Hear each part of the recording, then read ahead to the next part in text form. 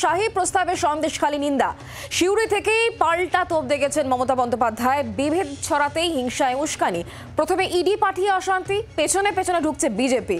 অভিযোগ ছাড়াই ব্যবস্থা, তবুও তিলকে তাল করছে। তোপ দেখেছেন মুখ্যমন্ত্রী।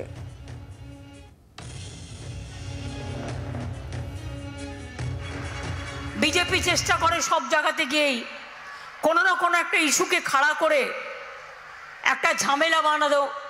কোথাও আদিবাসীদের সাথে মুসলিমদের দাঙ্গা বাঁধায়, কোথাও হিন্দুদের সাথে মুসলমানের দাঙ্গা বাঁধায়, কখনো শিখের সাথে খ্রিস্টানদের দাঙ্গা বাঁধায়।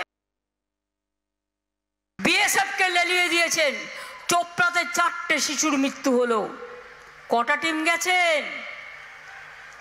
বিলকিস মারা গিয়েছিল, কটা টিম গিয়েছিলেন? দলিতদের ওপর অত্যাচার হচ্ছে, কটা টিম গিয়েছিলেন? তপশিলীদের ওপর অত্যাচার হলে কটা টিম যান? আর বাংলায় জট পাকানোর চেষ্টা করেন, আমরা জট খোলার চেষ্টা করি। কোনো মানুষের উপর কোনো অত্যাচার হলে মনে রাখবেন আমাদের সরকার ব্যবস্থা নেয়। একটা ঘটনা ঘটেছে, ঘটনা হয়েছে। প্রথমে ইডিকে পাঠিয়েছে, তারপরে তার বন্ধু বিজেপি ঢুকেছে ইডিকে সাথে নিয়ে, আর কিছু মিডিয়া ঢুকেছে, ঢুকে তিলকে তাল করছে, শান্তির পরিবর্তে আগুন লাগাচ্ছে।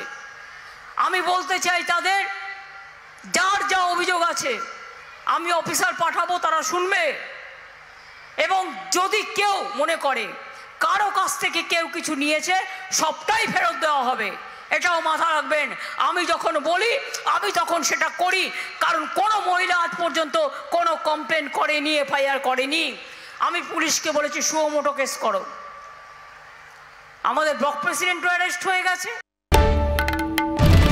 বাংলার আওয়াজ, বাঙালির আবেগ, জি 24 ঘন্টা।